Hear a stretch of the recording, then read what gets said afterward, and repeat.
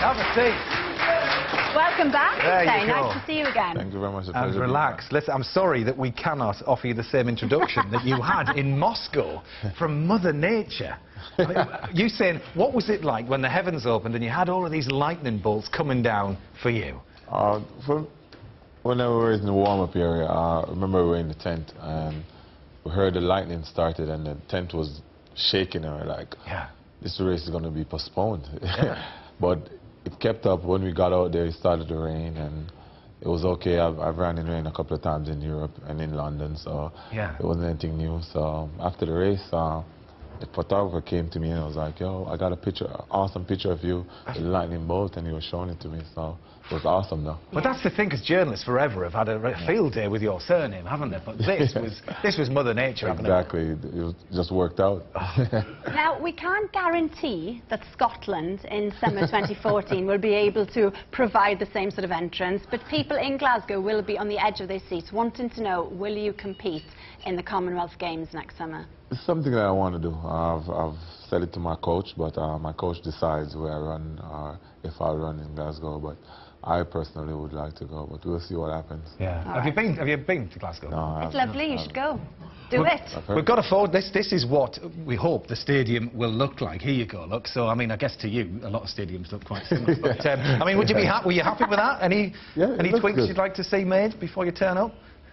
No, it's okay. It looks good so far. All right, brilliant, very good. And so, I mean, obviously you're very relaxed now. You've had the season's kind of over for you. Is this what do you do at this time of year? You just chill, really. I play a lot more video games now. Video games? Yeah. You're into DJing as well, aren't you? Yeah. Have you done quite a lot over the summer? When I'm in Europe, I DJ a lot. When I go to the meets, the promoters always want me to come to maybe after party or maybe DJ for the VIPs or something. So I do a lot when I'm in Europe.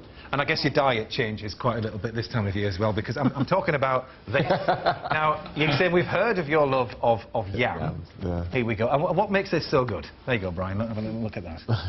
For me, I think when I was growing up, if there's one thing we weren't short of in my house was yams. Because my father is a farmer also. Okay. So we always have yams. If we're out of meat or everything else, yams are always there. So it's just something I've always grown up on. And Brian, can you tell us the nutritional values of yam? There's a professor in Jamaica did a study actually to see why Jamaicans are basically the best 100 metres runners in the world, always have it. Right? And it did turn out that yams apparently are extremely good for athletes, all sorts of great properties, you know, the right kind of calories. Good so that was a study. Right. I've got written here 28 grams of carbohydrates per 100 gram of yam. That doesn't mean anything to me, right? Whatever the thing is, I've been putting this theory to the test, you said. You're going to love this. I've been finding out if it is the secret for Jamaican runners, because it's been a big part of my diet. Right? I've been having it for breakfast, for lunch, for dinner all week. No. I don't know if you know this guy, Levi Roots, but he's quite a well-known Jamaican chef over here. Now, he's made me salt fish and yam curry, jerk chicken and roast yam, even fillet steak and yam peppered sauce. Yeah, very nice. See, I, on the other hand, Usain, have helped myself to the food of the gods. Chicken nuggets for breakfast, lunch and dinner. Because I heard that leading up to the Beijing Olympics, you ate them every single day. How many could you put away? It was a lot. Do you want one now? No, I'm trying to avoid it. My coach has really been pressuring me about staying away from fast food. These are bad. Yeah. This is good.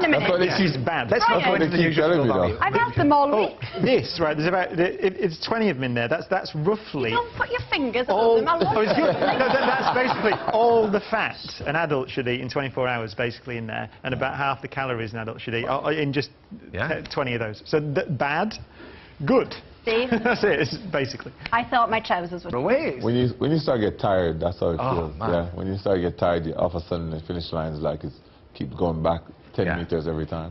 Well, listen, I can't believe we're saying this, but we're going to try this again with you here, Usain. So we're going to run again live later on to see if we can then improve on the times that we did with our normal diets, having eaten yam and chicken for the past week. Can't wait.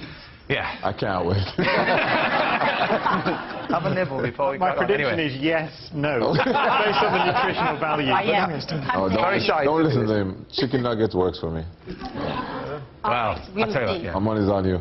Good. Well, we'll find out now. It's fair to say that as a nation, we do like to complain when we've paid. Just unbelievable. And, I mean, the thing that really makes it more impressive is the fact that before, I mean, that wasn't Beijing, but before Beijing, you hadn't really been training, had you, for 100 metres for that long? No. Before Beijing, I was always a 200-metre runner.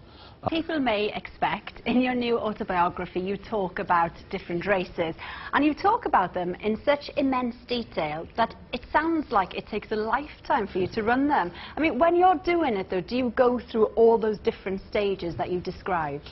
In my head, yes, definitely. I always do think about everything that I do. I always try to worry about my start, which is always my problem. And when I come on my dry phase, I always want to know where I'm at in a race. If I need to run faster, what I need to work on.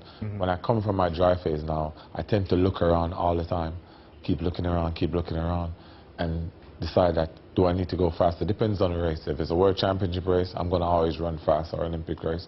But if it's just a league race, I may decide not to run as fast, slow down maybe. So it all determines. But it goes quickly, but in my mind, I break it down. Yeah, exactly. Now, in most people's autobiographies, they start, you know, at the very start of their life and work through it, but you start with this car crash. I mean, why did you decide to start with that? I mean, obviously, it could have been life-changing. Yeah. For me, it was life-changing for me. I remember after the accident and I came out and I really had time to sit and reflect on what just happened. I was sitting down and I was like, I came out of this car crash with not even a scratch. I could have broken my leg, I could have died, I could have broken my arm, nothing. My career could have ended.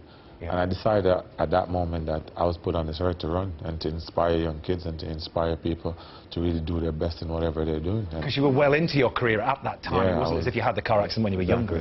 So for me, that was really got me motivated. So every year now, I always remind myself when I get injured, I always remind myself that I've been through worse and just continue pushing on. Okay. And let's look then at how you became this fantastic athlete that you are, because you grew up in a place, it's got a lovely name, Brian. It's called Sherwood Content, isn't it? So was it a happy upbringing? Were your parents quite pushy when it came to running? No, surprisingly, my parents just supported me through everything. They really just loved me, and my dad was really into sport.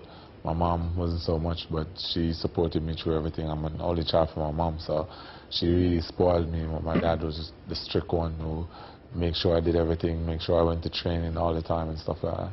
Yeah. So, but it was fun growing up. And they obviously recognised, because you were a very kind of fidgety young lad, weren't you? You wouldn't sit still. Yeah, starting out, I wouldn't sit still. My mom, when I grew up, they were telling me that I was climbing everything, I was all over the place. They had to take me to the doctor. And the doctor said, no, he's okay, he's just full of energy. Are you still like that, though? Do you find it difficult to sit still? No, surprisingly, no. No, you're all right now. I passed that stage, yeah. What about you, Brian? Did you show promise in the world of athletics as a boy? No. No. Get some chicken nuggets, darling. That's a man, maybe. Yeah. But you're known as somebody quite confident on the track, you know, and somebody that we all think has got enough confidence. But actually, you have quite a lot of self-doubt secretly, don't you? No, you have to be. The thing about me is that when if I'm not in great shape, then I doubt myself. And that's how I always try to make sure throughout the season I try to push myself and make sure I get to the level which I want to be. Or else when you go in a race, you're like, oh God, I wonder if I'm in the best shape of my life. Am I going to do well? Then you start doubting yourself. So that's the key thing, is always just to make sure you're in the best shape that you can be. And you say there that a shape that I'm happy with. Do you feel the pressure of expectation? Because, I mean, when you walk out there, everybody's like, oh, here he goes, it's going to, watch this, stand back. He's going to nail it. And, I mean, how do you cope with that expectation? No, for me, I want the same thing, really. That's how I look at it. People want you to do great things. They expect you to do great things. When I go out there, I expect myself to do great things. So it's the pressure of myself, is not anybody else. I'm focused on what I want. I know what I'm capable of. And if I go out there and I do 100%, I feel good about myself. Even if I lose, I'm always happy as long as I do my best. Because that's the best that I can give.